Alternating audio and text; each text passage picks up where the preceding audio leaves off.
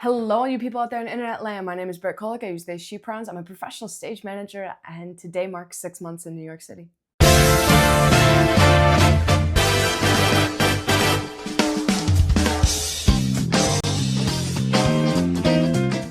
It's honestly sort of crazy that I have been in New York 6 months already, especially because I have not spent a full month just in New York. I've been traveling so much, which is really great. It's what I've always wanted to do, and I love it. I love all the moving and shaking I'm doing. This is actually gonna be a two-part video. So this part is going to be talking about all of the professional gigs and opportunities I have gotten since moving to New York. And then on Friday, yins are gonna get a probably much longer video about all of the shows and events that I've gotten to go see and be a part of because I live in New York, and I have tried to take some advantage of being able to see Broadway shows and being able to see them for sometimes relatively low cost. So this video is going to be a little bit dry and probably shorter, and then Friday's going to be the really exciting, like, you're just going to see me geek out about all the shows that I've gotten to see. Let's get into it. I moved to New York on October 13th, 2024. 8 days later, got a gig up in Waterbury, Connecticut at a wonderful place called Seven Angels Theater. I was an immediate replacement for Unchained Melodies, a doo-wop musical, which is just 4 dudes.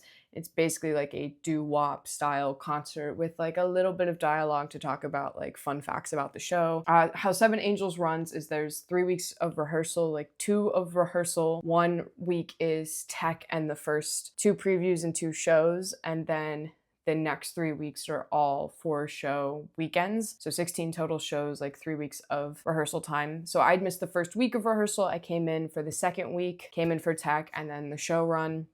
It was really cool. I love Seven Angels and I love all the people there. I had a really good experience with them and loved it. And then I came back to New York Sunday night after a show. Monday, I was on a train home for Thanksgiving, which was really cool. And then the following Monday, the Monday directly after Thanksgiving, my dad and I are watching Monday Night Football. I'm scrolling on Facebook, and in the forum, one of my stage manager forums, I saw an advertising for a PA gig for that Friday in New York. And I thought, well, I'm going to New York. I was leaving Tuesday to go back to the city. I sent my resume. 90 minutes later, got a phone call. And thank God I was still home, because she goes, do you have a black blazer? And I said, yes, I'm in my childhood bedroom. I'll go grab this Liz Claiborne that I haven't worn in, I don't know, 4 years at that point, and packed it and had a gig. The PA gig was really good. That's where I met the Wicked ASM, which was such a cool thing. Got to actually work really closely with him, which was really cool. I was on his side of the stage. It was my first time PAing, which was a cool experience and just good to know. I'm like, great, my stage manager skills translate to this relatively well. Great, let's keep looking for more of these. A woman who had hired me for that gig hit me up, and a couple of us actually up later in December, and said, hey, I'd like some office help if anyone's interested. And I knew that catering was going to slow down in January and February, so I said absolutely. So I started working in her office a couple days a week for a couple hours, and I was learning so much about production management, about stage management, and it has been so rewarding to get to sort of have a like quote unquote day job that helps out the job of like the stage management, like my dream and my goals. Started doing that in January. I had also booked what would eventually be my New York debut. I booked a black box festival for gallery players. The funny story about that is I had interviewed with gallery players prior to moving to New York because they wanted a stage manager for Kinky Boots. I did not end up booking Kinky Boots, but when I had applied for the Black Box Festival, when we talked, the artistic director and I looked at each other, and he goes, you look very familiar. Like, I remember you. And I said, you look very familiar. I remember you.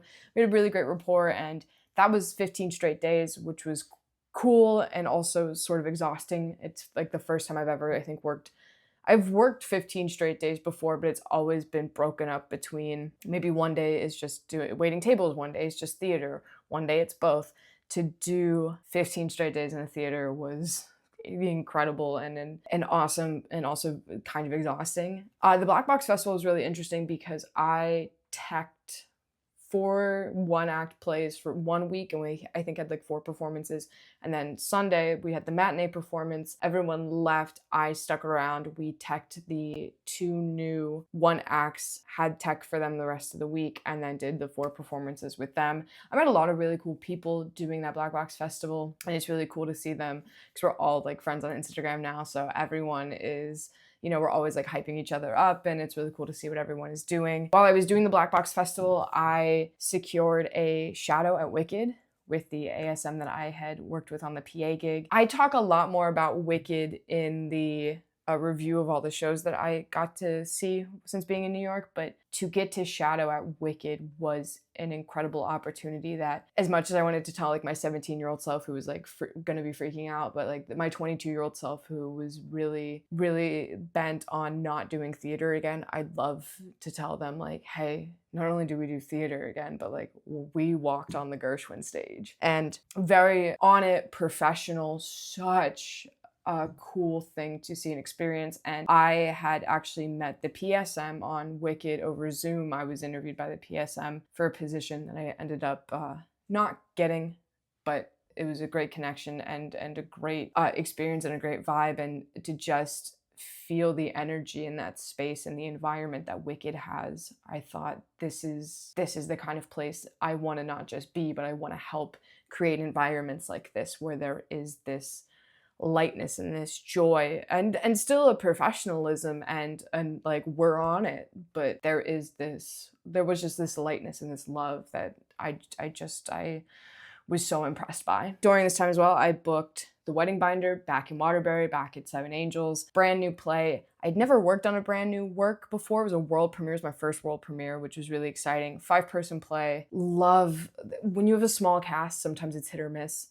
Everyone was so lovely to work with. I'm so sad. We're gonna do our last 4 shows this coming weekend, and I miss them already. They're just so fun to be within a rehearsal space. They're so fun to work with on stage, and then to go out like after and just have a drink. And my leading actor and I are taking the train in and out of the city together. So like great chatting and catching up and just talking about life and theater. And I've been very fortunate and very blessed to have a lot of small cast shows that just have that wonderful energy, and you're so excited to go to work, and it's a very collaborative, cool environment. Also cool to work on a play that like we added things, we took things out. Like it was really much an evolutionary process, which was really cool. And it's a little bit of a tech heavy play, which is kind of exciting because you don't often get super tech heavy plays. So, and it's just so much fun. It's a comedy, it's light, it's fluffy, it's just fun.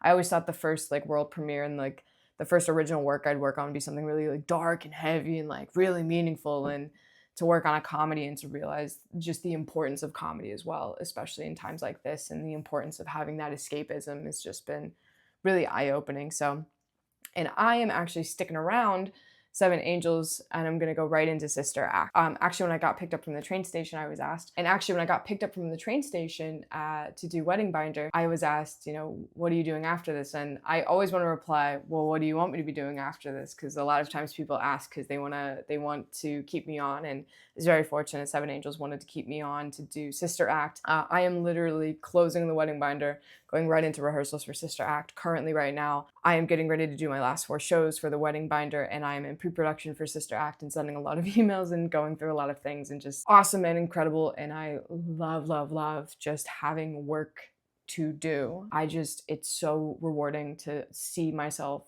like, oh, I'm a professional stage manager. I'm doing this for a living. I am working, and I just love it. But between doing the Wedding Binder and Sister Act, in my off days from Connecticut, 2 other gigs have happened. I ended up at the Drama Bookshop to pick up a copy of John Proctor's The Villain, which they did not have. I'm just looking around. I see a call board, so everyone's got like posters for events and things like that. And a couple people had business cards up, so I popped my business card up on a Monday, didn't think much about it, went home. 2 days later, got an email from a guy named Luis who said, hey, I found your business card at the Drama Bookshop. I have a couple opportunities. Would you be willing to meet for beers? So we met for beers, and he was actually we met on a Wednesday. The following Wednesday, he was premiering his 1-act play that he had written, directed, was also acting in. He's an actor by trade. He had about 4 other actors involved in the production. Their board op had left for a different gig, and he just asked, hey, can you do this? And I said, absolutely. I unfortunately don't think I'll be able to do a couple things we talked about later, like in the early summer months, because I am going to be in Connecticut and all that. But I said, yes, I am available on Wednesday, and I am in New York. Let's go. So for like $60 and 2 beers, I went to a place called The Tank in New York, in like their 54-person black box theater, and got to do lights and sound for a show, which was super cool. It's so nice to just like pop in and get to make magic happen for a night. I think actors, you know, it's like when they go do a guest spot somewhere, somebody shows up like a cabaret and sings a song or like does improv, like they get to go in and just sort of play for a night. That was sort of my equivalent of just going to play around and just have fun. And I loved it. It was so much fun. Luis, thank you so much. If you see this video, you're awesome. And I cannot wait till we work together again. And then today I'm recording this on Tuesday, April 1st. On Monday, March 31st, I concluded 5 shows, 4 days, 2 states. I'd gone up Friday morning to go do my wedding binder run, came home Sunday night, and then Monday morning got up and did like a 12-hour PA gig for the same woman who had hired me back in December, who I'd been working in her office. I'd actually been working on helping to make this event happen. So I unfortunately and fortunately, I guess, had to transition out of being like sort of a lead on the project because I went to go work on the wedding binder. Somebody else came in and took over, but I was still able to go be a PA. I was on like walkie duty, which was cool, something new for me. And I got to go and still help make this event be the success that it ended up being. So much fun, and I was so tired when I got home that night. It was pouring down rain, but I loved meeting I get to meet so many new people when I do that event, especially like it's a great networking thing to be a PA. You get to meet people who do all sorts of different things and are sort of just there because they had the day off, they had the time, they were able to do it. I again worked with the ASM at Wicked. He was great to work with again. I love working for my boss. She's so great to watch and to learn from and to be a part of her team because it is such like a high standard of like excellence. So it's sort of crazy because in 6 months I've done 7 gigs, 8 if you count the Wicked shadow.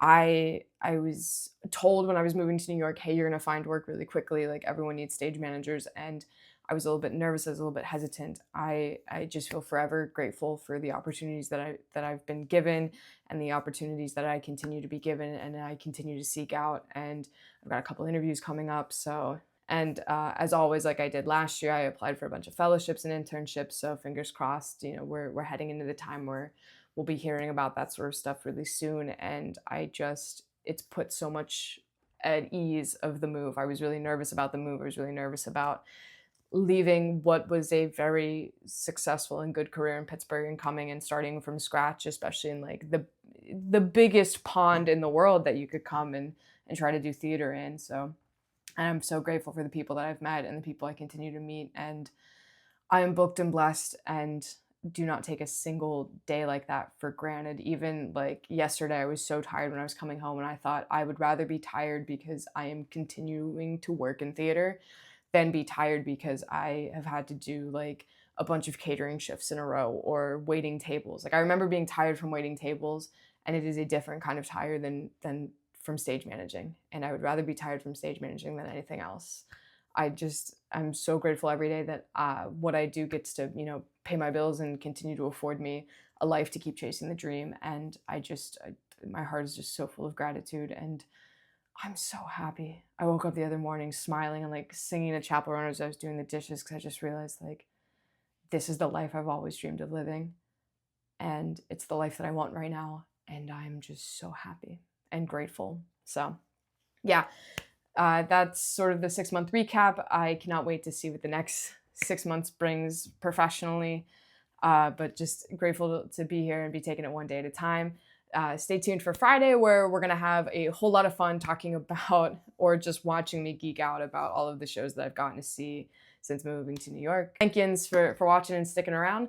Make sure to drink water, give grace, and I will see yins in the next video.